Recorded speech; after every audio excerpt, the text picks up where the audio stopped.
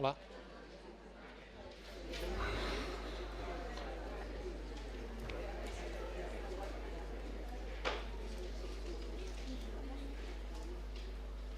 Hola, bona tarda. Benvinguts a la tercera dia de les jornades de fotografia social organitzades per l'Institut d'Estudis Fotogràfics i per la Fundació Vicente Ferrer. De alguna manera, hoy concluimos estas tres sesiones que para tanto la Fundación como para nosotros, como para el Instituto, han sido realmente unas jornadas que nos han llenado mucho. Pienso que a los que habéis podido asistir a estos tres días también, creo que nos han hecho reflexionar, que nos han aportado muchas ideas.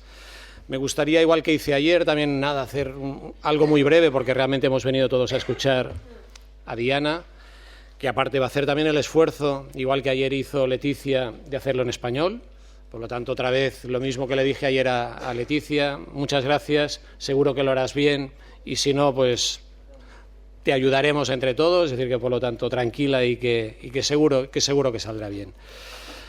Un poco el contenido, un poco la forma que le hemos dado a estos 3 días, ¿no? Acordaros que el primer día, de alguna forma, estuvimos hablando de aquello que ya es noticia, ¿no? Es decir, vino Olmo, vino Marta, estuvo Óscar, y nos estuvieron hablando de cosas que ya en aquel momento son noticias, es decir, en este caso todo el tema de los desahucios, todo el tema en este caso de los refugiados, ¿no? Por lo tanto, de alguna manera estuvimos viendo aquello que ya en los medios aparece y sobre todo la visión que tienen en este caso estas otras entidades, pues ver realmente cómo se sienten reflejados.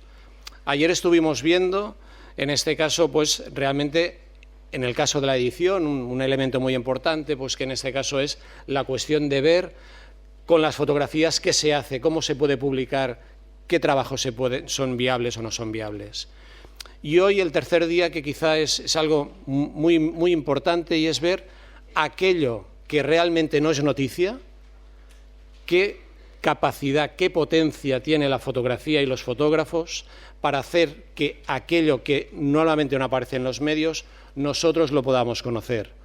Diana, en este caso, es un claro ejemplo de persona que, gracias a su trabajo, algunas cuestiones que no estaban en la agenda pública han podido ir apareciendo.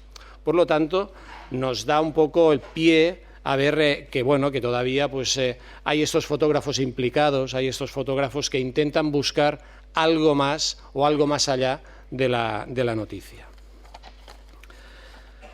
Lo tenéis aquí en la hoja de sala, pero me gustaría un poco reflejar quizá algunos, 2 o 3 elementos importantes que creo que vale la pena destacar de Diana, ¿no? Es decir, que por un lado, pues eso, ¿no? El trabajo que hizo en el 2012 sobre las violaciones por parte de soldados congoleños, ¿no? Es decir, violaciones de mujeres, de hombres, de niños, y que probablemente, si no hubiera sido por el trabajo de un fotógrafo, no hubiera aparecido o no lo hubiéramos conocido. Lo mismo con todo el tema en Uganda, con lo que serían el colectivo de lesbianas, gays, transexuales, bisexuales. Un colectivo que en África, si es problemático en Europa, pues en países africanos quizá a lo mejor todavía lo pueda ser mucho más, pues a través de su imagen, de sus trabajos, pues en este caso lo podemos conocer. Un poco también aquello, ¿no? El jugar, un poco la pareja que ahora en estos momentos podemos tener entre la fotografía y la potencia que hay entre lo que serían las redes sociales, ¿no? Es decir, que realmente hay trabajos que en la prensa habitual no aparecen, pero hay otros medios en los que en este caso pueden aparecer, ¿no? Por lo tanto, probablemente cosas de estas será de lo que nos estará hablando Diana. Creo que también es muy importante este compromiso que también hablaba Olmo Calvo en el momento de hacer un trabajo, ¿no? Es decir, ella, uno de sus trabajos, estuvo galardonado con el Visa de Oro Humanitario del Comité Internacional de la Cruz Roja. Por lo tanto, quiere decir que realmente aquello que ella muestra, allí hay algo, ¿no? Después, en la segunda parte, y con eso ya voy finalizando, pues igual que cada día tendremos un poco esta otra visión, y en este caso tendremos pues el de la Asociación de Asistencia de Mujeres Agredidas Sexualmente. Por lo tanto, también de alguna forma un colectivo que en muchas ocasiones también no tiene una visibilidad, pues bueno, ver un poco también si ellos creen que a través de la imagen se les puede ayudar, más que ayudar, realmente qué papel puede estar jugando, y después otra parte que es la Fundación Vicente Ferrer, que realmente como una de las entidades organizadoras. Acabo solo recordándoos, que supongo que ya lo habéis visto algunos de vosotros, y es que cada día vamos colgando en la web de las jornadas, que son jornadasfotografiasocial.com, que es la que tenéis aquí, lo que serían las crónicas de cada día. Por lo tanto, de alguna forma, si alguien se ha perdido algo, ahí tenemos un breve resumen de lo que encontraríamos o de lo que hemos visto. Y probablemente también dentro de 2, 3, 4, 5 días, una semana, 2 semanas, encontraréis también material audiovisual. Es decir, por aquí estáis viendo personas que se están dejando la piel también durante estos días grabando y haciendo fotografías. Pues bueno, de alguna forma va a ser también un complemento a estas jornadas.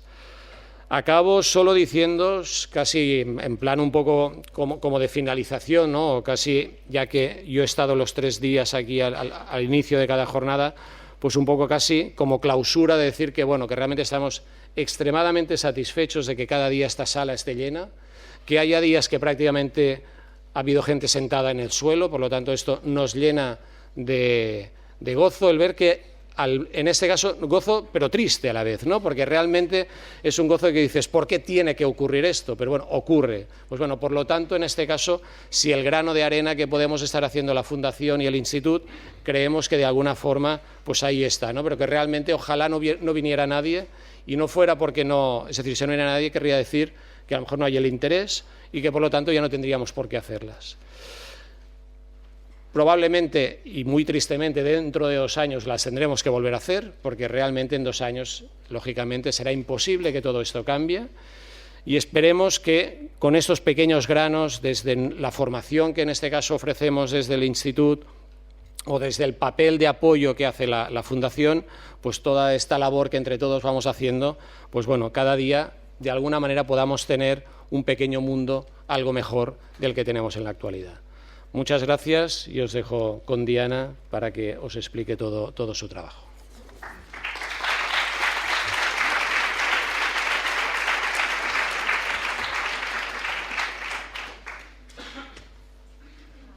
Hola, ¿eso sirve? ¿Sí? ¿Se oye? Sí, ok. Okay. Voy a intentar de hablar español para ustedes, pero si no sirve, voy a cambiar a inglés. Okay. ¿Mejor? ¿Sí? Ok. Vale. Entonces, voy a presentarme. Yo soy Diana Zeynep Al-Hindawi. Soy fotógrafa y vivo en Nueva York, pero trabajo por todo el mundo, especialmente en el este de África. Y nací, voy a explicar un poco de lo que voy a decir durante esa hora. Entonces voy a explicar quién soy yo y voy a mostrar uno de mis trabajos, y voy a hablar de unas cosas que yo creo que son importantes para hacer ese tipo de trabajo. Por uno, como tener el acceso de esas historias, esos países y issues. Bueno, eso okay. Temas, sí. Y cómo entender el contexto para poder tomar unas fotos que dar información, las informaciones que necesitas compartir para compartir la historia bien, ¿no? Y cómo asegurar que la prensa va a dar atención a esas historias que no tienen mucho espacio en la prensa normalmente, y cómo tomar esas fotos, entonces cómo trabajar mientras de intentar de grabar esos tipos de fotografías, o cómo trabajar con esas poblaciones que están normalmente en una situación muy dura por ellos y tal vez no quieren compartir sus vidas tan fácil. Y la última pregunta muy grande, sí esas fotografías hacen una diferencia en el mundo o en la vida de esas personas. Entonces eso es lo que voy a hablar. Ok, entonces sobre yo. Yo he llegado a ser fotógrafa por una ruta muy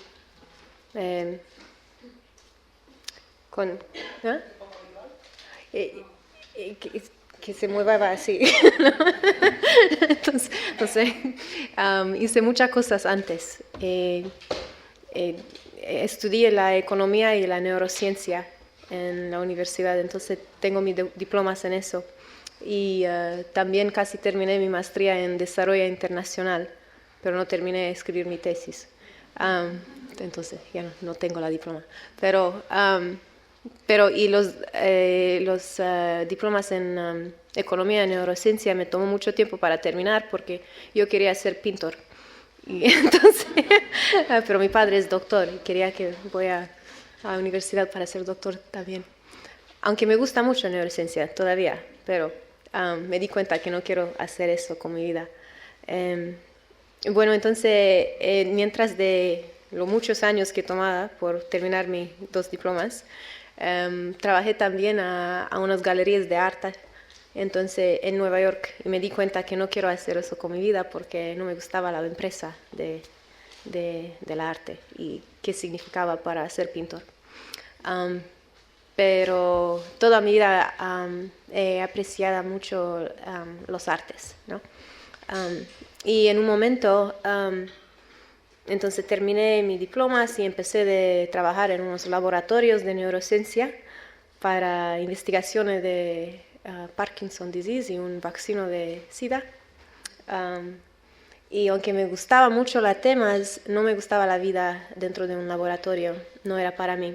Yo nací en Rumanía, mi padre es iraquiano, mi madre es rumana y nos fuimos de ahí cuando tenía 7 años por los problemas de la política y la familia de mi padre fue persecutada en Irak. Entonces él no pudo volver ahí, toda su familia fue o matado o saltado, o ¿cómo se dice? Expulsado a Irán. Entonces cuando tenía 7 años nos fuimos de ahí y llegamos en un campo de refugiados en Yugoslavia. Y vivimos ahí solamente 3 meses porque éramos la familia perfecta de refugiados. Como mi padre doctor, mi madre ingeniera, nosotros pequeños, yo y mi hermano. Entonces una familia perfecta por muchos países que quieren aceptar gente así, ¿no? Entonces 3 meses ahí o algo así. Y llegamos en Canadá y desde ahí nos mudamos cada año porque mi padre tenía que hacer sus estudios otra vez y sí, cada año nos mudamos. Entonces yo fui muy acostumbrada y antes de que llegamos a Yugoslavia, vivimos también en Siria unos meses cuando tenía 4 años y viajaba mucho con mis padres también. Entonces yo estuve muy acostumbrada de conocer mucha gente nueva siempre. Y para mí la vida dentro de un laboratorio fue muy rara porque no tenía contacto con la sociedad, ¿no? Solo con mi no sé, mouse. Sí. Por los experimentos. Entonces pensaba que voy a cambiar y voy a usar mi diploma de economía, que estudiaba la economía de desarrollo. Entonces me fui a México, muy cerca de Estados Unidos, y fui a Chiapas y ahí encontré un trabajo para documentar los derechos a la salud de los indígenas en Chiapas. Y trabajaba con ellos y el derecho a la alimentación también. Trabajaba un año ahí aprendí español, por eso creo que hablo como una mexicana. y volví a Estados Unidos para hacer mi maestría, que no terminé porque empecé a trabajar en apoyo humanitario en Timor, en Etiopía durante la sequía de 2011, así, y con Save the Children. Y después llegué a Congo con Oxfam Era coordinadora en las emergencias por seguridad alimentaria. Y es así que yo llegué a Congo. ¿En cuál año? En 2012. Y esa era durante de la guerra la guerra en Congo he seguido de 20 años, pero en ese momento era la guerra la mayoría parte era entre los rebeldes M23 se llamaron. Y en un momento, en noviembre de 2012, los rebeldes han capturado la ciudad de Goma, que es la más grande ciudad del este donde hay la guerra de Congo. Y esa llegó en la prensa internacional, llegaron muchos fotógrafos. Y ese fue uno de los pocos tiempos que Congo salió en la prensa internacional. Y durante estos 10 días, el ejército congolés se fue, porque los rebeldes han capturado Goma. Yo en ese periodo, en esa temporada, Oxfam nos sacaron de Congo. Goma está justo a la frontera de Ruanda, entonces todos los humanitarios nos sacaron y nos fuimos a Ruanda. Pero después que los rebeldes han capturado Goma, había un poco de paz, ¿no? Porque solo que los humanos que ha cambiado. Bueno, ok. Entonces, y cada día yo crucé la frontera para ir a la oficina de Oxfam para trabajar. Solo que ahora había los rebeldes que me dejan entrar en el país, no el ejército de Congo. Y en ese tiempo el ejército se fue de Congo, se fue a Minova, que es 54 kilómetros al oeste de Goma, alrededor del lago Kivu. Y ahí se quedaron miles de soldados por 10 días. Y todo se volvió loco. Y nosotros en Goma hemos escuchado de lo que ha pasado en Minova, que han robado toda la gente y violado mucha gente ahí. El ejército perdió control de sus soldados. Y después de 10 días, el M23 dejó el control de Goma. Y no sé por qué. Creo que era una cosa política, esa no puedo comentar por qué, pero se fueron y volvió el gobierno de Congo. Pero todos hemos escuchado las cosas terribles que ha pasado a Minova. Y no solamente por Minova, por muchas partes, pero ahí, como el ejército fue basado ahí por esos 10 días, ahí se concentraron la atención por los violes que han pasado. Mientras de esta temporada yo ya estuve pensando que quiero ser fotógrafa, porque siempre como me gustaban las artes y estuve metida en esos problemas sociales toda mi vida, con mi familia, con mi propia experiencia y después con el trabajo de humanitario, pensaba que tal vez con la fotografía puedo juntar los dos intereses, ¿no? Y empezaba a pensar cómo puedo yo hacer eso, pero no sabía cómo empezar.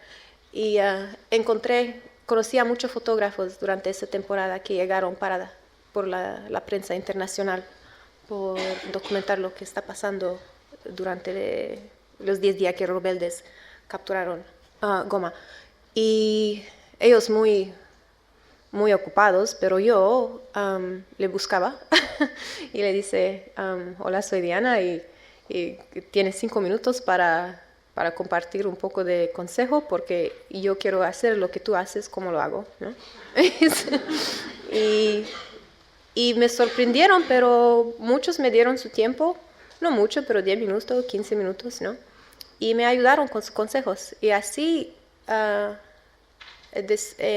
me fui de ahí en diciembre y volví a mi casa en Nueva York y ya me decidí de cambiar la carrera, pero acepté uno más contrato con IRC y volví a Congo en abril Pero trabajé solamente un mes porque ya quería ser fotógrafa. Entonces dejé eso, trabajo completamente. Otra vez me volví a Nueva York. En octubre me volví a Congo, pero como fotógrafa. Y viví ahí como 6 meses. Y eso lo hice porque pensaba, ok, hay mucha gente en ese mundo que quiere ser fotógrafa. ¿Yo cómo puedo hacer eso? ¿No?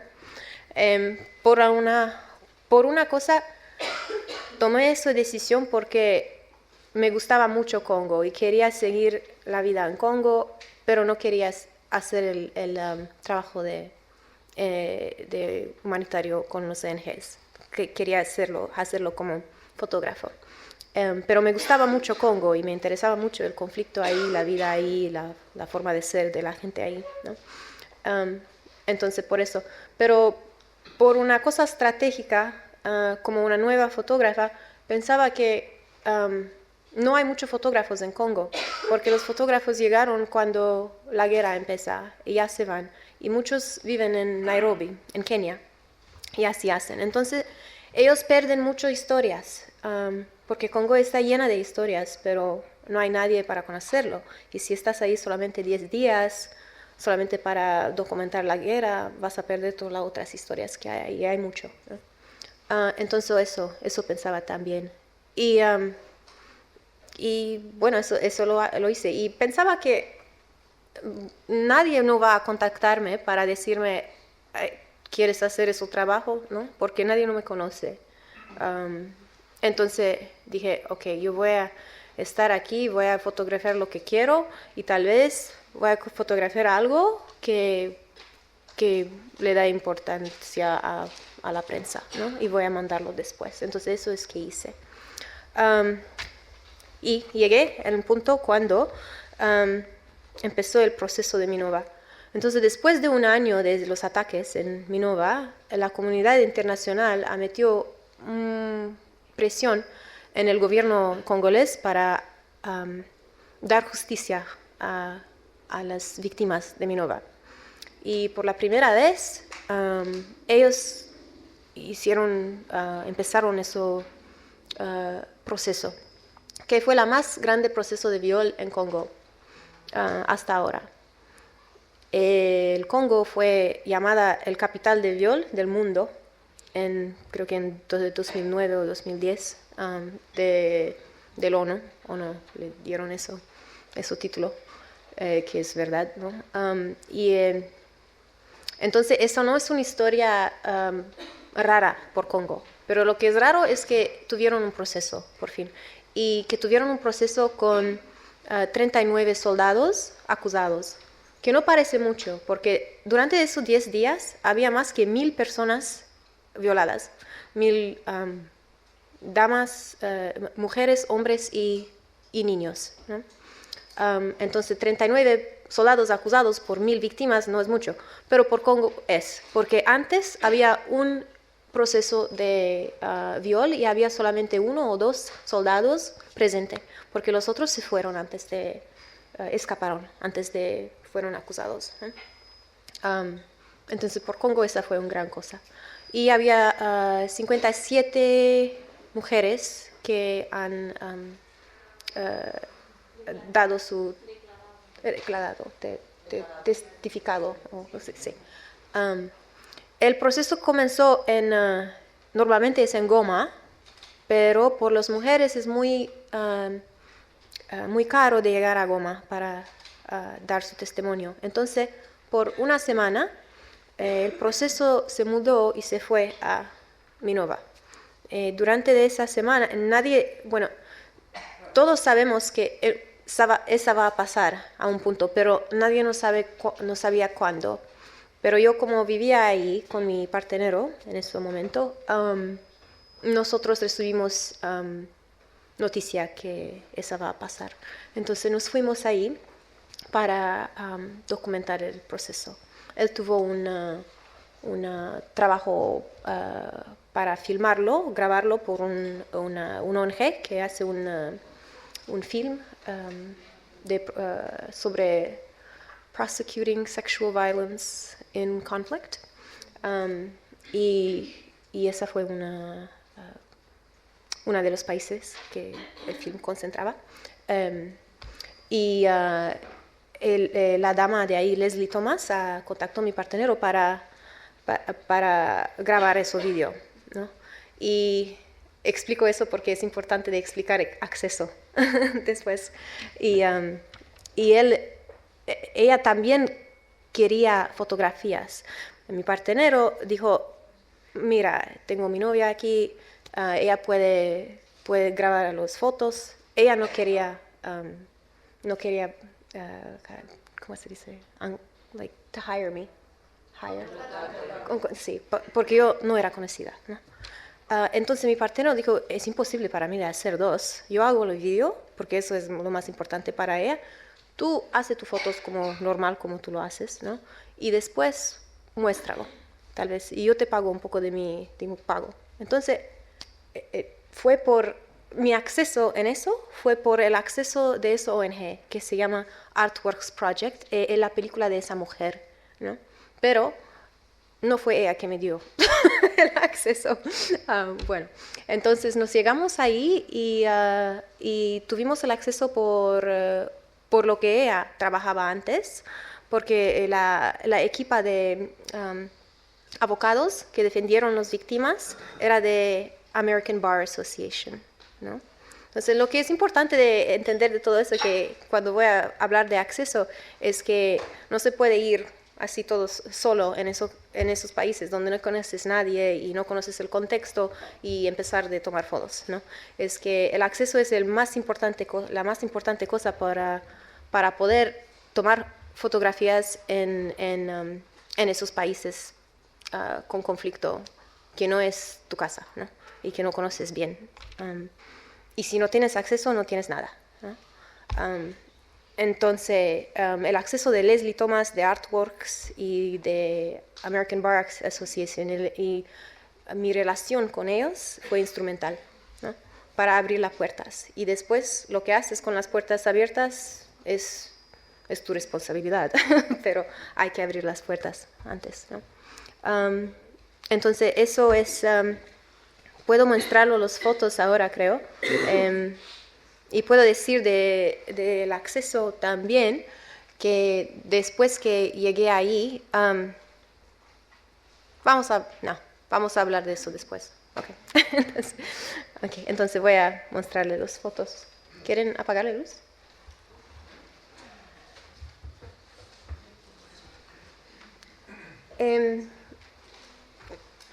Esa es una mujer que está dando su testimonio y es la primera vez que han utilizado esa cobertura o máscara, que es un diseño de las Naciones Unidas, porque ellos dieron consejos durante todo eso juicio. Sí. Okay. Y atrás son los soldados acusados. Él estaba cerrado por el público, abierto solamente por la prensa. Sí.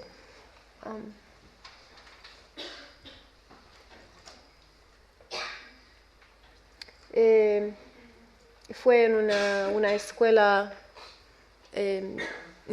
católica, en el auditorio, porque era un lugar temporado. Las mujeres son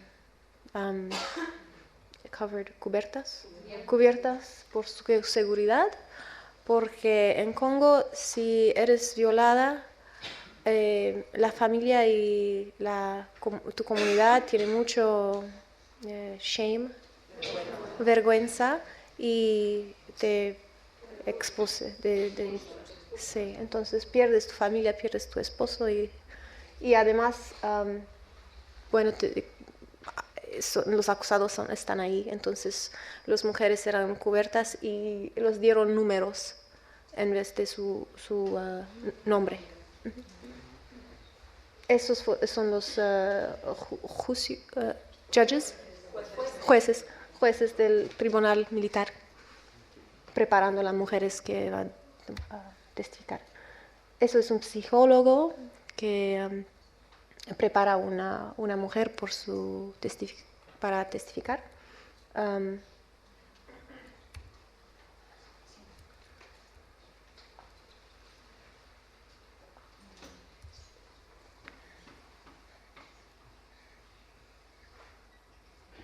Puedo hablar un poco de esa fotografía también. Eso es un soldado acusado. Y muchos me preguntan cómo tomaba esa foto y no fue difícil porque él me llamaba, me dijo ven a tomarme mi foto.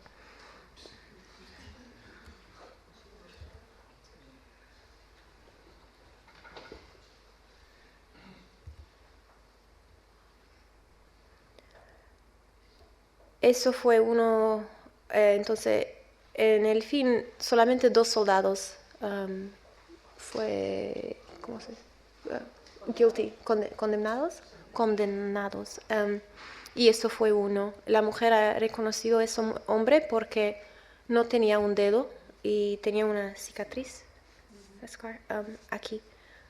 Ella fue atacada durante la noche, entonces no pudo ver la cara, pero vi eso. Y puedo decir también porque no puedes, mi opinión es que no puede decir que ese hombre fue culpable, porque era muy viejo y después dijo, yo soy demasiado viejo por poder violar. Si era un médico aquí, puede decir eso. Y darnos cuenta que 2 personas culpables por 1000 violes no es posible, entonces es una cuestión de corrupción también. Esa es una mujer que tenía tanto miedo que ella quería testificar atrás de una cortina también.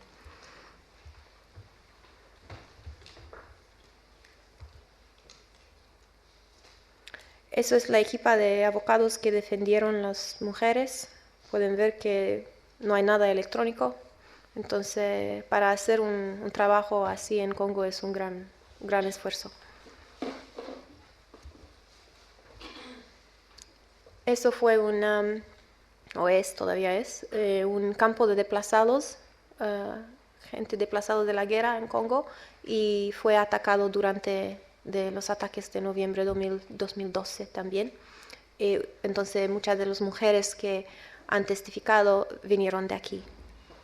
Y es como a 2 kilómetros de Minova. Esa es una casa donde, no sé cómo decir en español, it's like a protection house, para proteger las víctimas de viol que fueron expulsadas de sus familias y no tienen lugar donde ir. Esa es la casa de mamá Rebecca Masika. Ella fue violada 3 veces y es una heroína. Abrió esa casa y en esa temporada cuando yo fui para visitarlos había como 40 mujeres que viven ahí, avec sus niños también. Y esa es. Mamá Masika murió hace 2 meses. Yo acabo de visitarlo hace 2 semanas y su hija y una de las otras mujeres intentaron de seguir su trabajo.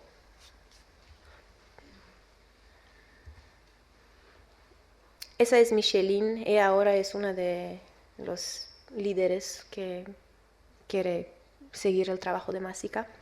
Ella fue capturada de los rebeldes FDLR cuando tenía 14 años y violada muchas veces. Durante ese tiempo ella tenía su primer ciclo y devino embarazada con ese niño, Allen.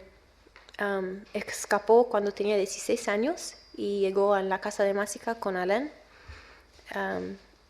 Pero durante los ataques de noviembre de 2012 ella fue violada otra vez y su niño Allen fue robado con todas las cosas. Después de 3 días han encontrado al niño en una maleta fuera del centro donde ellas viven, y después de un mes Alena murió por complicaciones de salud. Esos son los soldados acusados en el final, el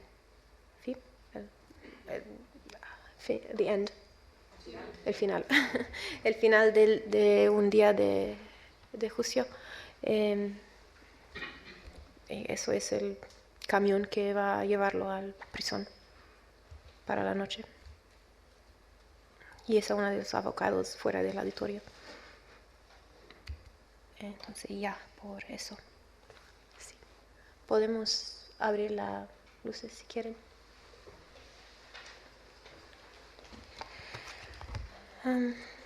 Okay. Entonces, quiero hablar de unas otras cosas, pero voy a usar eso y voy a mostrarles un poco más fotografías de otros proyectos, pero voy a usar eso proyecto con el ejemplo que vamos a explicar más, ¿no? Sí. Entonces hablé un poco del acceso, que es muy importante, ¿no? Y ya expliqué cómo tenía el acceso a esa historia, y que seguramente que no pude documentarla si no vivía en Congo. Entonces una gran cosa del acceso es también, bueno, son 2 cosas que te pueden ayudar a saber el contexto y conocer historias que otros no conocen, ¿no? Uno, si trabajas en el lugar que tú llamas tu casa, ¿no? Como Olmo, que conoce muy bien el contexto aquí y puede trabajar con la tema de ¿cómo se llama? House. Así. Mucho mejor que yo, que no soy de aquí y no conozco, ¿no? O si un fotógrafo quiere trabajar en un país como eso, para mí es importante de vivir ahí, pasar un poco más tiempo para descubrir esas historias que son un poco diferentes, ¿no? Y hay los otras historias que voy a mostrar también. Un gran recurso para tener el acceso son los ONG que trabajan con esas diferentes cosas, y ellos son interesados que tú como fotógrafo ayuden para dar más atención a los problemas con que ellos trabajan, ¿no? Entonces muchas veces yo llego en un país y directamente escribo a mucha ONG y digo que, mira, yo soy fotógrafa y si necesitan fotógrafo y quieren pagarme, ¿no? por un trabajo, estoy aquí, ¿no? Y tal vez podemos hacer algo, pero si no, si tienen unas issues, ¿cómo se dice issues? Temas, okay. Unos temas que ustedes desean ver más en la prensa, por favor cuéntame y tal vez yo podría hacer un trabajo y sale en la prensa, ¿no? Y a mí me gustaba hacer ese trabajo también. Y muchas veces, bueno, no he encontrado un ONG que dice no, ¿no? Todos dicen, ok, sí, bien, y vamos a hablar. Y así puedes encontrar muchas historias también. Así yo hice muchas veces. Voy dando todos mis secretos ahora. Pero hay muchas historias en ese mundo, entonces pasa nada. Sí. Y el otro, eso es un modo de trabajar. Pero hay otro modo de trabajar con eso. Bueno, hablo de los lugares donde no es tu casa, donde no hay seguridad para trabajar, como en Congo hay la guerra, no puedo ir yo sola así andando por la calle tomando fotos. Entonces tengo que es estar acompañada por un ONG o un fixer, que son la gente local que trabajan con los fotógrafos, los periódicos en esos países, que conocen el contexto bien, y eso es su trabajo, ¿no? De acompañar los jornalistas. Y si trabajas con ellos es otra cosa de buscar el fixer que conoce bien tu tema, que tiene buena reputación, y eso es solamente para preguntar a otros cómo fue la experiencia. Entonces yo he trabajado con los dos y es una totalmente diferente experiencia. Cuando trabajas con los ONGs también tienes que trabajar dentro de sus regulaciones, entonces no estás tan libre, ¿no? Pero es gratis. Si trabajas con un fixer tienes que pagarlo. Pero tienes mucho más libertad y puedes trabajar con temas con menos seguridad, que los ONGs no van a unos lugares con rebeldes o no sé qué, ¿no? A veces sí, a veces no, pero ellos tienen que tener seguridad por sus empleados, y no, entonces trabajan muy diferente. Let's see. Ok, creo que puedo mostrar otra foto.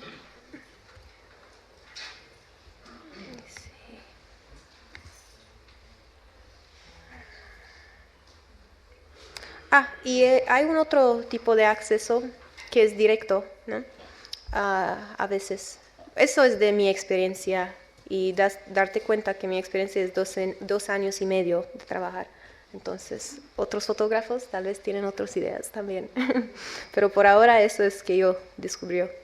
En Uganda he trabajado con la población de LGBT, los lesbian, gay, bisexual, transsexual. Y ahí trabajé directamente con ellos, pero fue en Kampala, y he conocido a su comunidad en Congo. Y después de ser amiga con uno de ellos en Congo, que se fue a Uganda, así conocí la comunidad en Uganda. Y puedo decir también que muchas veces esa gente que sufren quieren que tú como fotógrafa vienes para documentar sus historias y para compartirlo. Entonces te aceptan con brazos abiertos, ¿no? Y así fue con la comunidad de LGBT en Uganda. Entonces esas fotografías lo tomé solamente durante 5 días en agosto del año pasado, que dentro de esos 5 días ellos tuvieron una celebración de, ¿cómo se dice? Pride. Orgullo, sí. Fue la cuarta vez que hicieron eso. Por ellos es muy difícil porque están muy perseguidos. El año pasado había una ley en Uganda que podía meter en cárcel un mínimo de 7 años una persona que sabe que otro es un LGBT y no declaró. Sí. Pero esa ley ya fue anulada, y el año pasado hicieron esa fiesta. Bueno, una cosa fue fiesta, otras fue como jornadas, ¿no? Y una parada. Entonces, mira. Ok. ¿Y luz? Sí. Okay.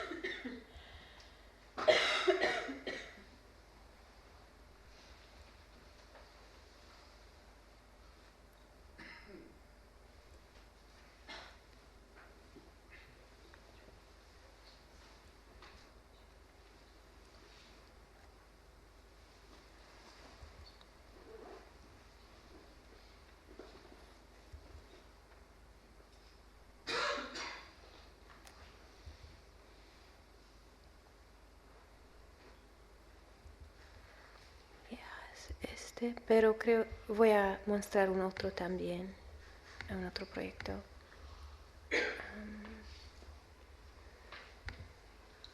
Totalmente diferente, pero porque puedo decir también que es un grupo totalmente diferente, pero igual me han aceptado con los brazos abiertos. Esos son la Raya Mutambuki.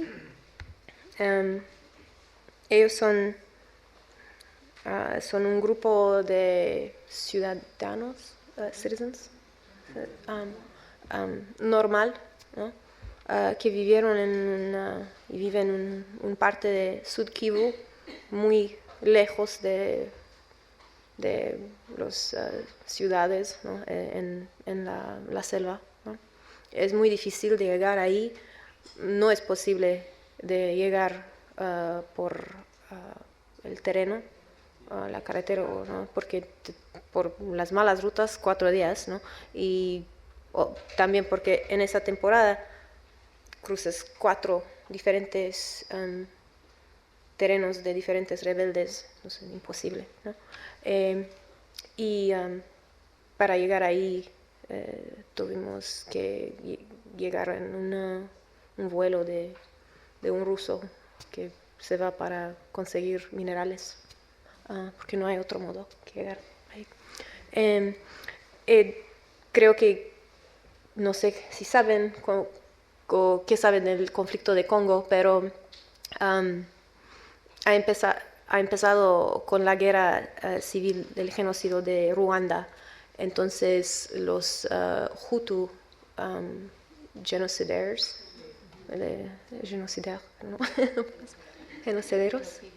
¿no? Genocidios, después que fueron expulsados, defeated, han perdido la guerra civil en Ruanda, se fueron a Congo y todavía están ahí. Son 20 años, todavía están ahí.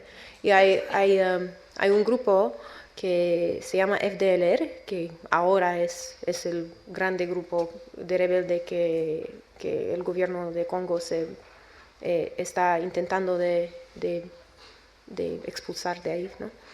Pero parte de ellos se llama el Interahamwe, y eso fue el peor parte de los genocidios. Estos eran realmente the real killers, ¿cómo se dice? Asesinos, sí. Y no tienen lugar para dónde ir, porque no pueden volver a Ruanda, y no tienen espacio en Congo, ¿no? Entonces, por 20 años están intentando de tener un espacio, ¿no? Pero como pues matando, ¿no? Entonces esa población congolesa sufrieron muchos masacres, muchos violes, y nadie no ayudan. El ejército de Congo no protectaron a esa gente. Entonces un día se decidieron de take arms, de tomar las armas y defenderse, y formaron el Raya Mutambuki. Y son especiales por ese punto, porque son ciudadanos normales. Y los otros grupos de rebeldes en Congo, muchos vienen de afuera o tienen un tipo de tie, like lazo con afuera, ¿no? Con un grupo de afuera.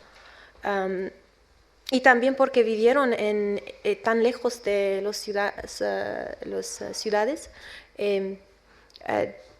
tuvieron la oportunidad de tener sus tradiciones y no perderlo. Entonces ellos creen mucho en la magia, y llevan unas cosas que quieren que si lo llevan pueden tener el poder de un espíritu de la selva que no deja los bullets, las balas entran a su cuerpo. También en la época de colonialismo, los belgos estuvieron ahí por los minerales, pero en ese punto ellos ya But they defeated again. They chased away. Expulsados el Interahamwe y el ejército congolés. Entonces ellos completamente controlaron ese terreno, esa región, ¿no? Y mucha de la gente ahí dijeron que por la primera vez en su vida tenían seguridad, ¿no?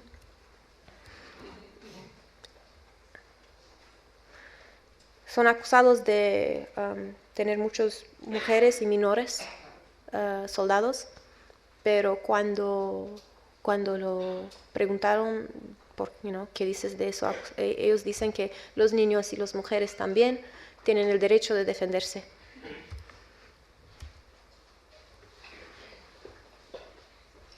Eso es una mezcla de portretes informales, lo que yo le llamo, porque como ellos son ciudadanos normales, pero todos pueden tomar las armas, es como un portrait de un lugar que se llama Lulingu, donde ellos viven. Esas cosas que llevan en el brazo es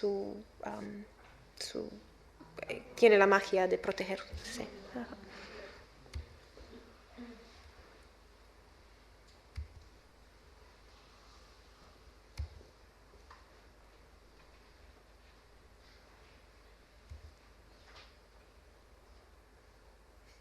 Esa es una víctima de viol y perdió casi toda su familia. Y bueno, ella es abuela, pero ahora es como madre por todos los niños, porque los niños perdieron todos sus padres.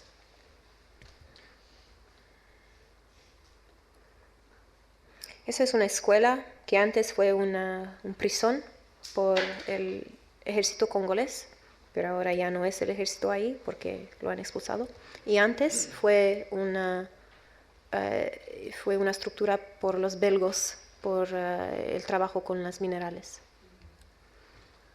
Y todo ese escrito que ves en las paredes es un escrito de los prisioneros que antes, cuando era prisión.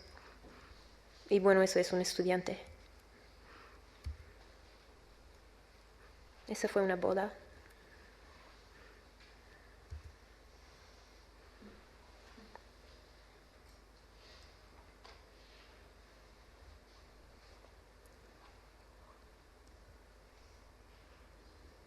Las tradiciones que ellos tienen todavía.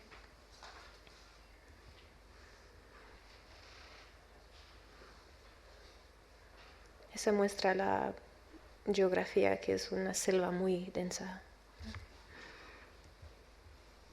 Y controlan los minerales, que son las minas tienen mucha cosa, pero específicamente tienen cassiterite. ¿Cómo se dice? Cassiterite. Es una cosa que se va en todos los teléfonos.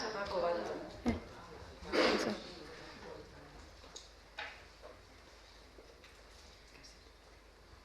Cassiterite, it's in English.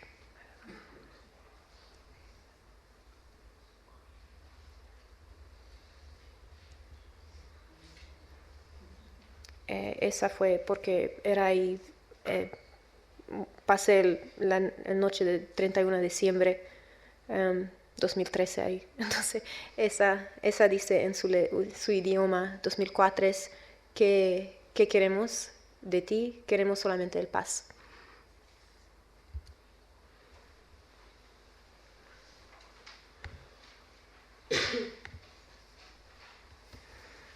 Ok.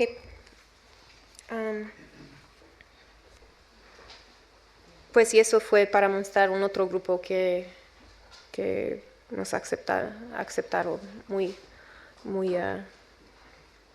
rápido, porque necesitan que su historia sale en el mundo. Pero me fui ahí con un fixer, porque claro, pero los ONG no van ahí. Entonces, ok, casi tengo que terminar, entonces voy a hablar un poco rápido, creo, de las otras cosas. Pero quería hablar un poco sobre cómo tener, cómo meter esos esas historias en la prensa, porque la prensa no le gusta hablar mucho de Congo, aunque hay tantas historias ahí, pero no sale en la prensa mucho. Yo de mi experiencia lo que he encontrado es que si tomo imágenes originales, tengo más oportunidades de mostrarlo. Entonces, en cualquier modo, ¿no? Por el proceso de Minova, creo que la gran cosa era que llevaron esas coberturas, ¿no? Y que eso es tan raro que cuando un editor ve eso, dice, tengo que mostrarlo porque es una foto que nunca no vi antes, ¿no? Pero la historia de Viol, ¿Viol? ¿Se dice? Sí. La historia de Viol es una vieja historia, ¿no? Y la prensa no quiere hablar mucho más de eso, especialmente en Congo, porque tantas historias de Viol en Congo, ¿no? Entonces es muy importante cuando son temas así y desafortunadamente no están en la prensa todavía porque el sufrimiento sigue, ¿no? Y nadie no quiere publicar más. Creo que es importante buscar un ángulo o un modo de representar una historia vieja en un modo nuevo. Y ese proceso dio esa oportunidad, ¿no? Porque era un proceso, pero no solo un proceso, porque podemos usar el proceso para hablar de mucho más, ¿no? ¿Por qué los soldados hacen eso? ¿Qué pasó con ese ejército, no? ¿Dónde viven esas mujeres? ¿Qué pasan con las mujeres después que están violadas, no? Y todo eso fue captivado en un proceso, ¿no?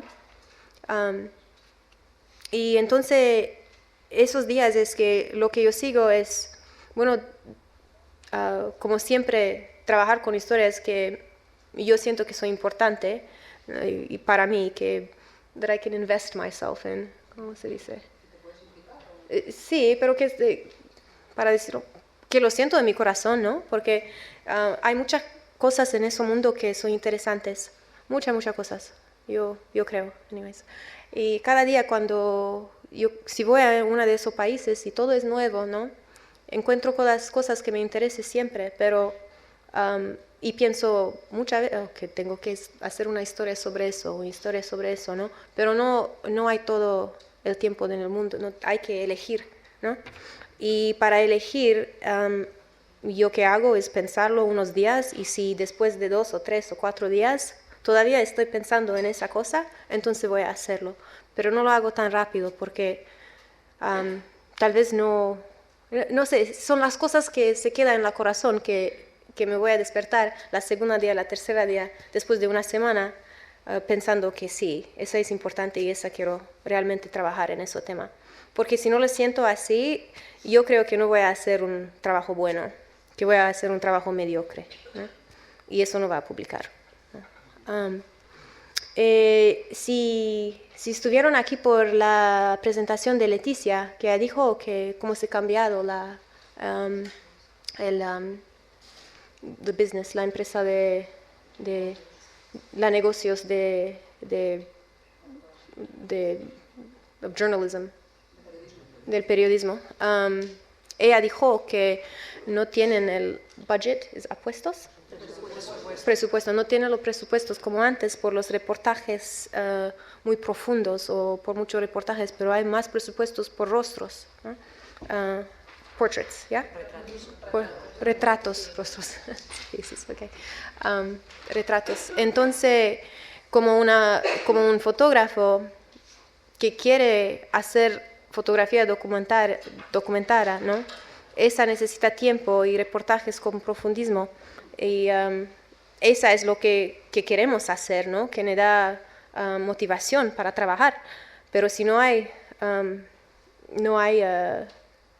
presupuestos por eso, o hay menos y menos que haces, ¿no? Que el mundo todavía necesita esto. Entonces, es que para mí, y no puedo decir que es el mejor CAE para todos, pero para mí, yo llegué a la conclusión que tengo que hacer lo que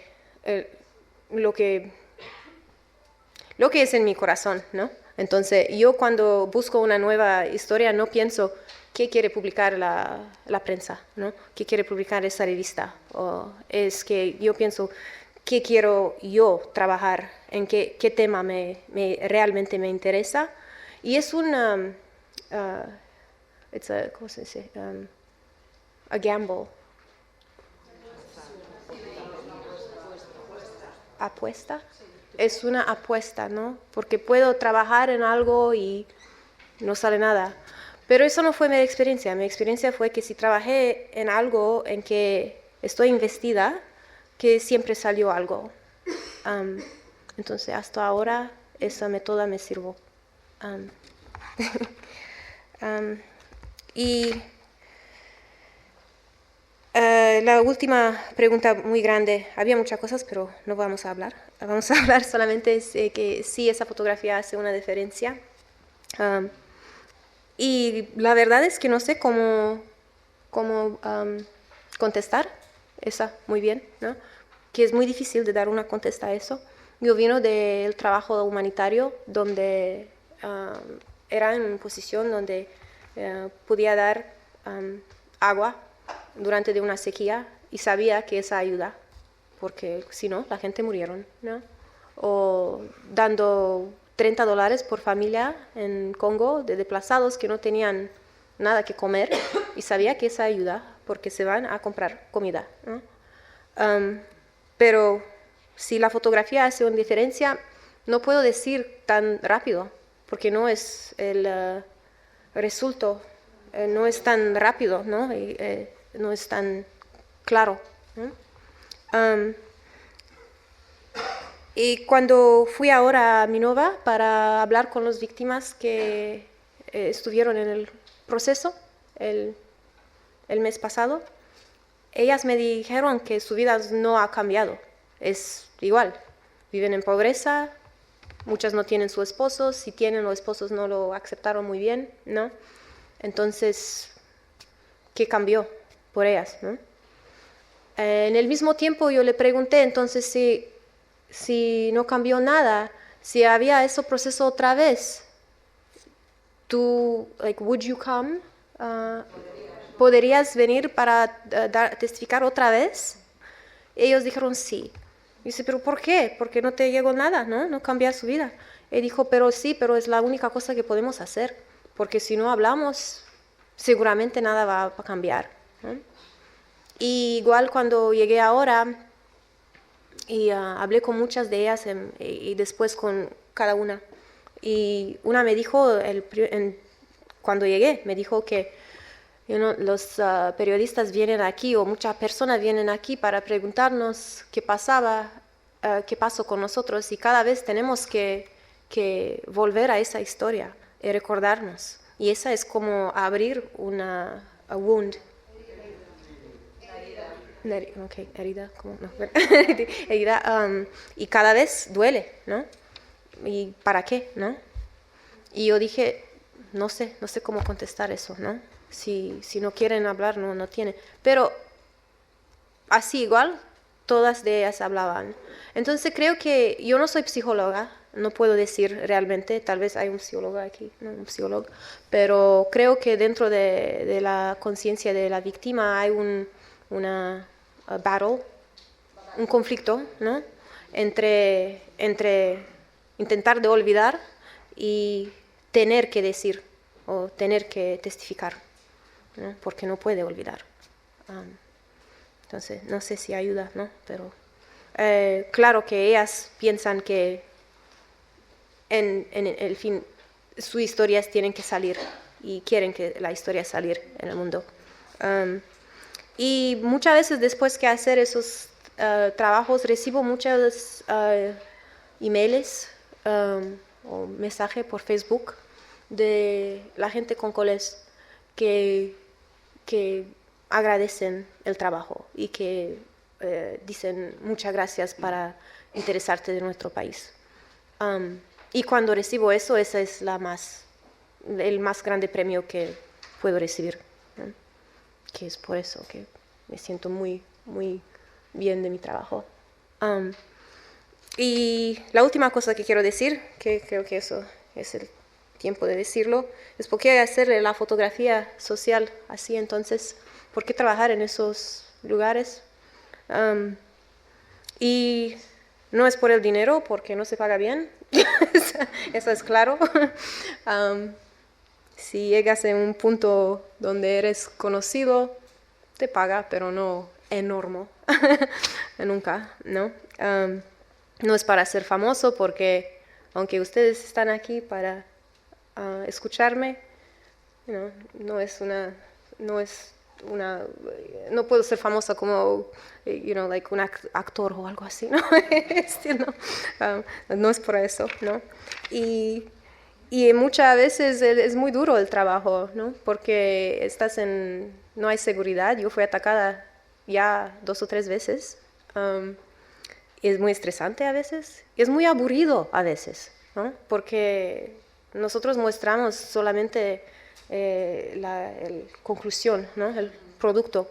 Pero hay muchas veces que estás ahí esperando en la mitad de la selva 3 días, es muy aburrido, ¿no? Y piensas, ¿qué estoy haciendo con mi vida? ¿No? Es duro, it's dirty, ¿cómo se dice? Sucio, ¿no? Eres muy sucio. Yo estoy muy sucia y mucho polvo, ¿no? Y no duermes bien y hay muchos bichos y, insectas y lo que hay, ¿no? No es glamorous, ¿no? Y siempre es muy frustrando porque todo que tú quieres y tú piensas que va a pasar no pasa así, nunca, ¿no? Entonces, mucha frustración, ¿no? Entonces, la única cosa y no sé si ayuda realmente. Creo que ayuda, pero no sé, porque no es un ayudo directo, ¿no? Entonces, ¿por qué hacer su trabajo? Solamente porque no puedo imaginarme hacer otro. Y esa es con ese trabajo. Es que si no realmente no quieres hacerlo, no sale mucho, ¿no? Sí.